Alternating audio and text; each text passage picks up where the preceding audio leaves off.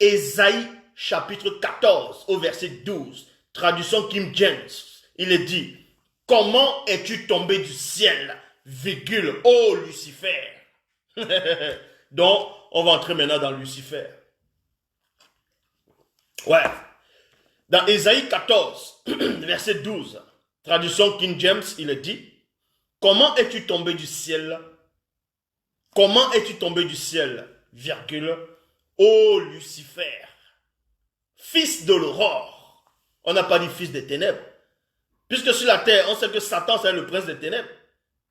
Mais ici, on dit, ô Lucifer. D'autres vont traduire, vont dire Lucifer, c'est porteur de lumière. Bon, l'équivalent de Lucifer dans la mythologie grecque, on sait que c'est Apollon. Bon. Ô Lucifer, fils de l'aurore, comment es-tu abattu à terre, toi qui affaiblissais les nations?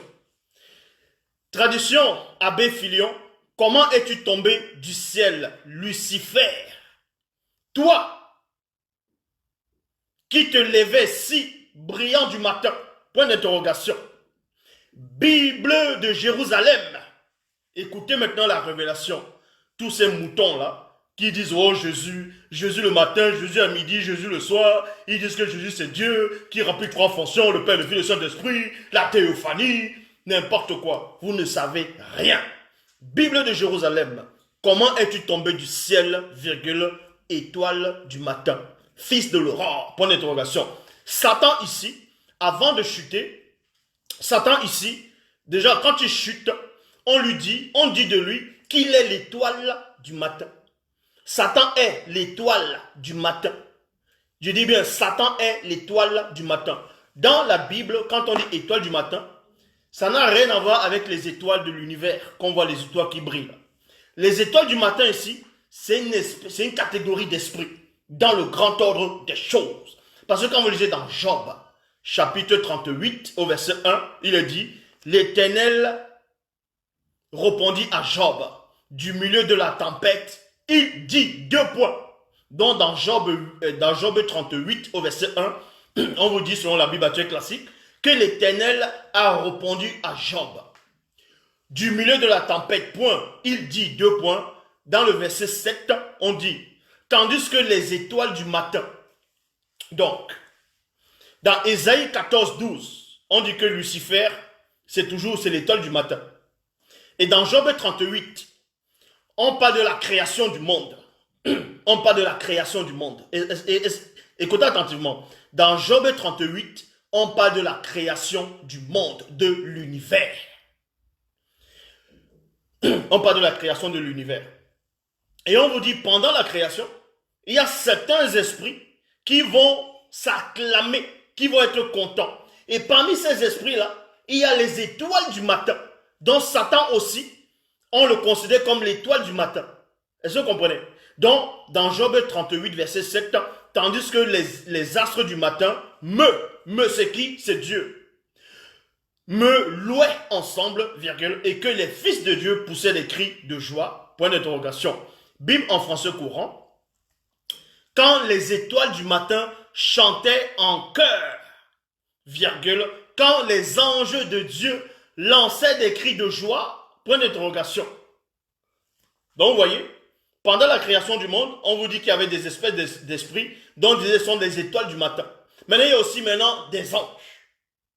Et l'étoile du matin, on retrouve encore la même étoile du matin dans cette catégorie dans Apocalypse chapitre 22 au verset 16. Traduction King James française, il a dit, moi, selon les Bibles actuelles classiques, Jésus, moi, Jésus, j'ai envoyé mon ange pour rendre témoignage de ces vérités destinées aux églises. C'est moi l'étoile brillante du matin. C'est moi l'étoile brillante du matin. Donc, vous voyez, selon la Bible actuelle, votre Jésus dit qu'il est l'étoile brillante du matin. C'est pour ça que dans Ésaïe 14, verset 12, Bible parole de vie, il est dit, comment est-ce possible? Point d'interrogation. Toi, l'étoile brillante du matin, virgule, tu es tombé du ciel. Donc vous voyez, quand on me dit que c'est Satan qui est derrière ce personnage de Jésus, vous pensez que je suis fou? C'est Satan qui alimente ce personnage de Jésus. Parce que ce soi-disant Jésus se découvre ici, là. Il montre lui-même selon les Bibles classiques, que c'est Satan. Apocalypse chapitre 22, verset 16. Dans la traduction King James, il est dit: moi, Jésus, j'ai envoyé mon ange pour rendre témoignage de ces vérités destinées aux églises. C'est moi l'étoile brillante du matin. Votre soi-disant Jésus dit qu'il est l'étoile brillante du matin.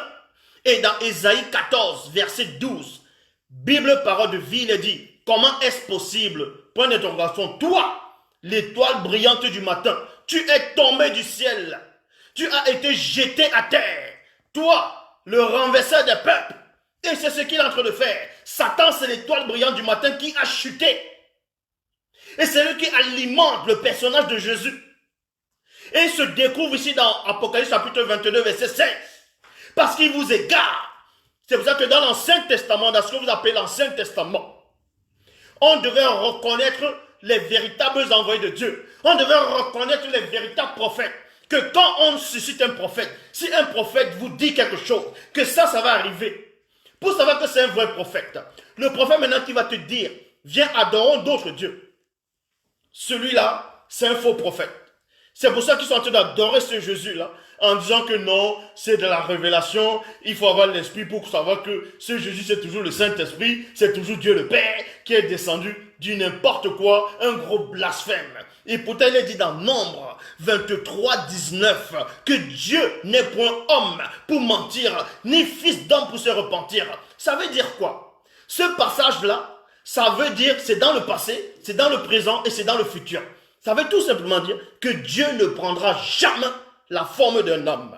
Dieu ne sera jamais un homme. C'est ce que ça veut dire dans Nombre 23, 19. Donc je répète, dans Apocalypse chapitre 22, verset 16, traduction King James, il est dit: moi, Jésus, j'ai envoyé mon ange. Son ange, c'est qui? C'est un ange déchu. J'ai envoyé mon ange pour rendre témoignage de ces vérités destinées aux églises. C'est moi, il dit c'est lui, l'étoile brillante du matin. Ésaïe chapitre 14 au verset 12. Bible parole de vie. Comment est-ce possible? Toi, l'étoile brillante du matin, virgule, tu es tombé du ciel. Tu es tombé du ciel. Satan, c'est un bandit. Satan, il sait ce qu'il fait. Il a inspiré des gens pour manifester le personnage de Jésus dans chaque civilisation. Il prend un personnage, on va dire Horus, Osiris, Dionysos, Bacchus, Shiva, ainsi de suite. On va vous dire non. Ils sont là, ils disent qu'ils ont plus de connaissances que Satan.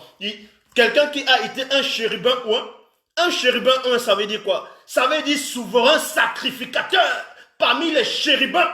Vous savez c'est quoi un souverain sacrificateur? Satan était dans le rôle d'un grand prêtre spirituel avant sa chute. Vous savez ce que ça veut dire?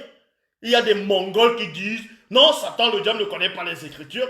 C'est le diable qui passe par vous, par des petits démons, pour vous faire croire que non, il n'existe pas, qu'il ne connaît pas les Écritures, que c'est votre soi-disant Jésus qui est le Seigneur. Voilà la tromperie. Voilà le mensonge. Voilà le mensonge.